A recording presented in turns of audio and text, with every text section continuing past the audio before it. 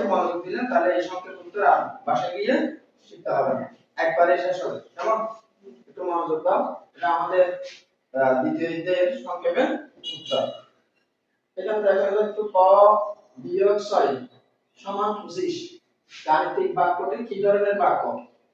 এটা কি ধরনের বাক্য? তোমরা যদি কোনো অজানা প্রতীক দেখো বাক্যের মধ্যে, অজানা প্রতীক এটা হতে পারে অক্ষর, এটা হতে পারে একটা বর্গ, এটা হতে পারে একটা আয়তন, এটা হতে পারে একটা বৃত্ত, যে কোনো কিছু অজানা প্রতীক দেখলে, অজানা প্রতীক দেখলে তোমরা এটাকে কোন ধরনের বাক্য বলবে? বাক্য। আগে শিখেছি না? জি। তাহলে উত্তরটা লিখে ফেলতে পারবো? বলা বাক্য। এগুলোতে শুধু উত্তর লিখলে হবে। তাহলে আমরা বুঝে গেছি তো, কোনো অজানা প্রতীক থাকলে এটা হতে পারে অক্ষর, হতে পারে বৃত্ত, হতে পারে একটা বর্গ, ঠিক আছে? এই ধরনের যদি অজানা প্রতীক কোনো গাণিতিক বাক্যের ভিতরে থাকে এটাকে আমরা কোন ধরনের বাক্য বলবো? খোলা বাক্য। আর জীবনে ভুল হবে খোলা বাক্য? না, হবে না। একটু মনোযোগ দিতে হবে। এবার একটু খেয়াল করো, খ গুণ 3 সমান 18 হলে খ এর মান কত? একটু খেয়াল করো, এই সাইডে কত আছে? 18। এই সাইডেও কত হতে হবে? 18। এখন খ এর জায়গায় কত বসালে 18 হবে? 6। Very good. এটা চাইলে আমরা অঙ্ক করেও বের করতে পারি। আমরা যেহেতু সংক্ষেপে লিখতেছি তাহলে আমাদের আর অঙ্ক করার দরকার নেই, শুধু উত্তরটা পেয়ে গেলে হচ্ছে। তাহলে এই জায়গায় কত বসালে 18 হচ্ছে 6। এর উত্তরটা কত হবে? এখানে বলা হচ্ছে কি খ গুণ 3 সমান 18 হলে খ এর মান কত? তাহলে খ এর মান কত? 6। বুঝতে পারছো?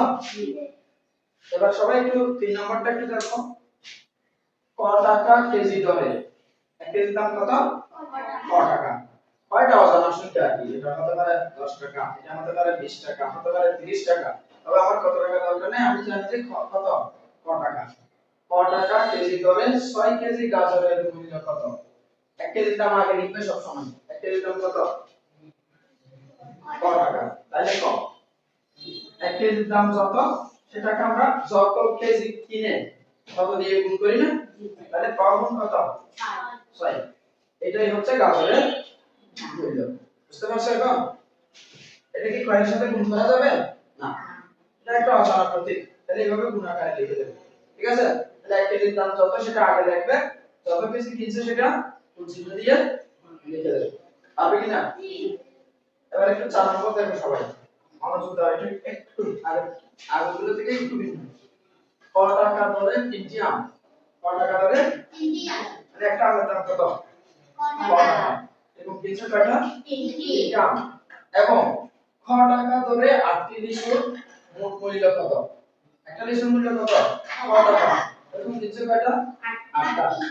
এটার মোট মূল্যটা আমাদেরকে বের করতে হবে, আবার তার গাণিতিক বাক্যে লেখো, সেটাকে গাণিতিক বাক্যের মাধ্যমে লিখতে হবে। তাহলে আমরা জানি যে আগে কয়টার মূল্য লিখতে হয়?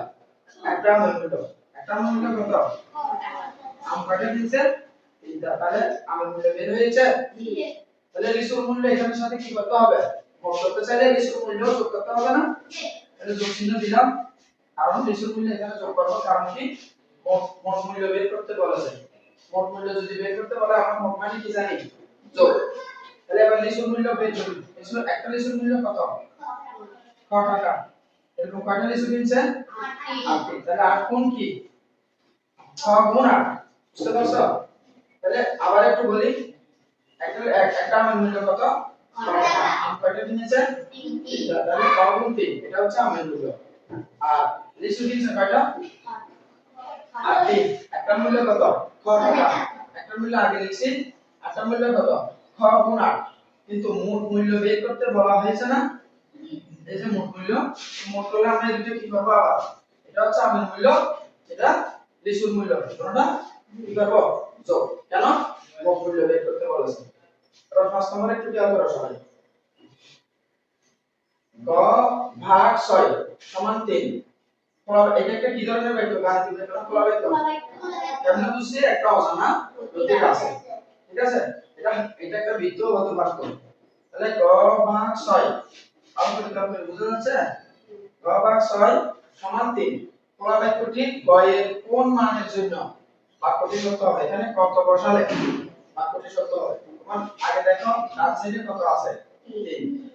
আমরা মাঝখানে কি চিহ্ন দিয়েছি সমান এখানেও কত আসতে হবে কাজ করলে 3 আসতে হবে এই জায়গায় কত বসালে 3 আসবে খেয়াল করো ভেরি গুড 18 18 কে যখন আমরা 6 দিয়ে ভাগ করব তখন কি পাবো 3 তাহলে উত্তরটা কত হবে 18 এগুলো আমরা চাইলে অঙ্ক করতেও পারি এই দেখো এটা একটু পক্ষান্তর করলেও আমরা পারবো 6 কে যখন আমরা এই সাইডে নেব 6 এর আগে সিধু কি আছে ভাগ ভাগ থাকলে পক্ষান্তর করলে গুণ হয়ে যায় তাহলে 6 টা যখন ওই পাশে নিব 3 এর সাথে কি হবে গুণ তাহলে 300 কত হয় 18 এভাবে গুণ অঙ্ক করে আমরা বের করতে পারি এখন বুঝছো কিনা যে দরকার বাইরে শুধুমাত্র আমাদের কি লিখতে হয় উত্তরের পরীক্ষায় কয়টা আসবে 10টা 10টার জন্য কত 10 নম্বর শুধু উত্তরটা লিখে দিলে হবে আর হবে এটা কঠিন লাগতেছে না তাহলে ঠিক আছে